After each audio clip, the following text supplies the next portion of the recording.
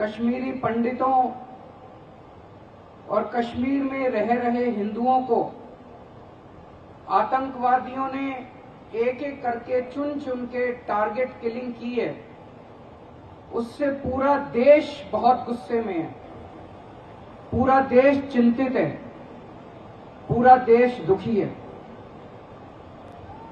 आज दिल्ली के जंतर मंतर पे दिल्ली के कोने कोने से लोग आए हुए हैं।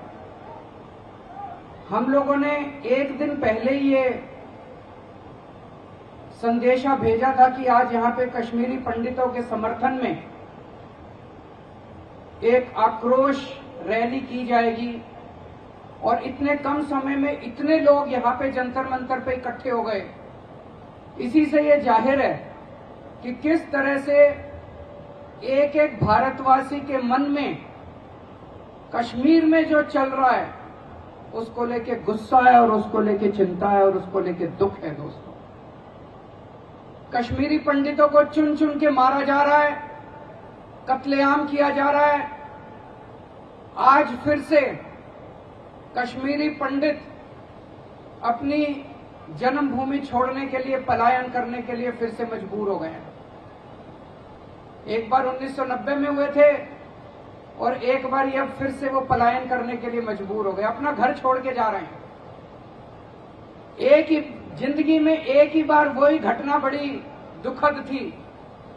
बड़ी मुश्किल से हिम्मत जुटा के वापस अपने घर आए थे, घर लौटे थे कि दोबारा अपने जमीन पे, अपनी मातृभूमि पे, अपनी जन्मभूमि पे फिर से घर बसाएंगे, लेकिन फिर से उन्हें मजबूर होकर घर छोड़ के जाना पड़ रहा है। मीडिया में, सोशल मीडिया में खूब तस्वीरें, वीडियो देख रहे हैं हम लोग, किस तरह से श्रीनगर एयरपोर्ट के ऊपर लाइनें लगी हुई हैं, किस तरह से ट्रकों के लोग ड्राइवरों के साथ, मालिकों के साथ मोल भाव करते हुए नजर आ रहे हैं। जहां जिसको जो साधन मिल रहा है वो कश्मीर छोड़ के जाने की कोशिश करते हैं। जब उनका नरसंहार हो रहा है और वो लोग चिंतित हैं, दुखी हैं, जब वो इसके विरोध में सड़क पे प्रदर्शन करते हैं, तो आज की वहां मौजूदा भाजपा सरकार उनको प्रदर्शन करने के लिए भी अनुमति नहीं देती। उनकी जो कॉलोनियां, कॉलोनियों के बाहर ताला लगा दिया जाता है, उनको उनकी कॉलोनियों के अंदर बंद कर दिया जाता है। ये किस तरह का बर्ताव है? ऐसे वक्त जब सरकारों को उनके साथ खड़ा होना चाहिए, ऐसे वक्त जब सारा देश उनके साथ खड़ा है, सरकार अगर इस तरह से अपने ही लोगों के साथ इस तरह का बर्ताव करेगी तो आदमी का दुख दुगना हो जाता है। आज भाजपा की सरकार एक ही चीज मांग रहे हैं कश्मीरी पंडित, और कुछ नहीं मांग रहे तुमसे। वो कह रहे हैं हमारी सुरक्षा का इंतजाम करो।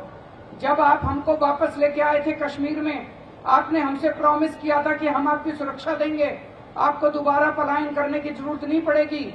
आज केवल एक ही बात मांग रहा कश्मीरी पंडित कि हमें सुरक्षा का इंतजाम करो, और भारतीय जनता पार्टी की सरकार उनकी सुरक्षा देने में पूरी तरह से नाकाम रही है। ऐसा लगता है कि 1990 का दौर वापस आ गया है।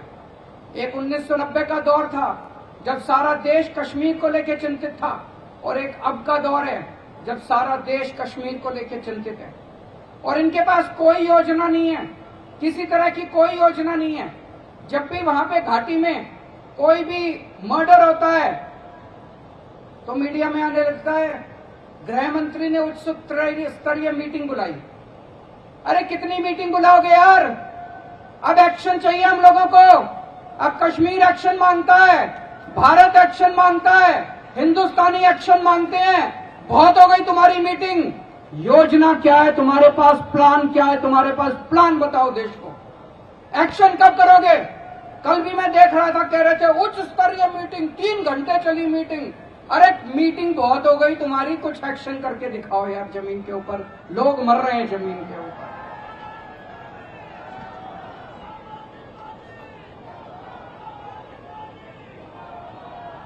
कई सारे हमारे कश्मीरी पंडित और कश्मीरी हिंदू भाई बहन शहीद हो गए। मेरे पास सबके नाम तो नहीं है, लेकिन कुछ एक आपके सामने पढ़ के सुनाना चाहता हूं।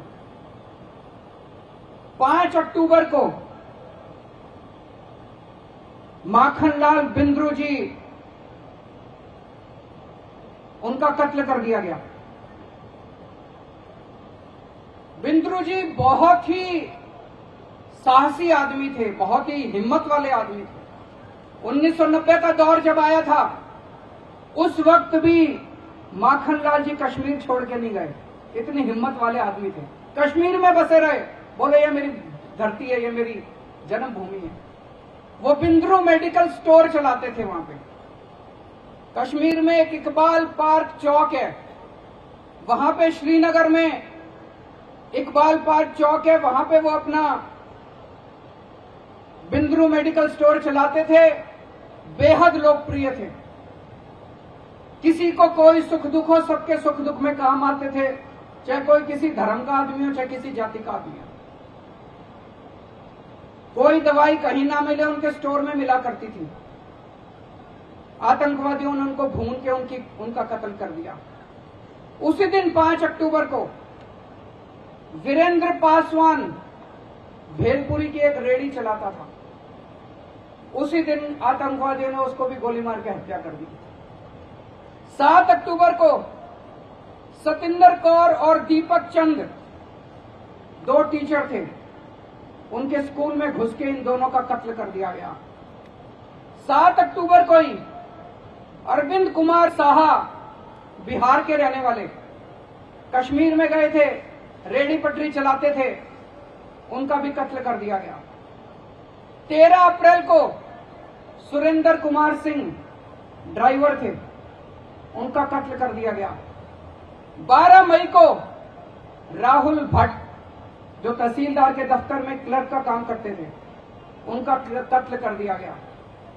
17 मई को रंजीत सिंह का कत्ल कर दिया गया। 31 मई को रजनी बाला, जो एक टीचर थी, उनका कत्ल कर दिया गया। और 2 जून को विजय कुमार, जो एक बैंक में मैनेजर थे, उनका कत्ल कर दिया गया। और इसी दौरान कई सारे ऐसे पुलिस कर्मचारी और सिक्योरिटी के लोग थे, जिन लोगों ने अपने जान पे बाजी लगा के इन लोगों की रक्षा करने की कोशिश की, उनका भी कत्ल कर दिया गया। गुलाम हसन डर, मुदस्सिर अहमद, सैफुल्लादीन कादरी, रियाज अहमद, ये वो पुलिस कर्मचारी हैं, ये वो आर्मी ऑफिसर्स हैं जो अपनी ड्यूटी निभाते निभाते शहीद हो गए। दोस्तों, सबसे पहले इन सब लोगों की आत्मा की शांति के लिए मैं भगवान से प्रार्थना करता हूं। लेकिन मैं फिर से यही कहना चाहता हूं कि आज इतने सारे शहीद लोगों के शहीद होने के बावजूद भारतीय जनता पार्टी के पास, उनकी सरकार के पास इस कत्लेआम को रोकने के लिए, आतंकवादियों को रोकने के लिए किसी तरह की कोई योजना नहीं है। ये केवल मीटिंग के ऊपर मीटिंग के ऊपर मीटिंग करते जा रहे हैं। बीजेपी पूरी तरह से फेल हो चुकी है कश्मीर में। ये ना खुद कुछ कर पा रहे हैं, ना किसी की सुनते हैं। पिछले 30 साल में 2 बार ऐसे मौके आए जब कश्मीर में बीजेपी का शासन था, और पिछले 30 साल में 2 बार ऐसे मौके आए जब कश्मीरी पंडित कश्मीर से पलायन करने को मजबूर हुए। जब जब भाजपा का शासन आता है कश्मीर के अंदर, कश्मीरी पंडित कश्मीर से पलायन करने के लिए मजबूर हो जाता है। ऐसा क्यों होता है?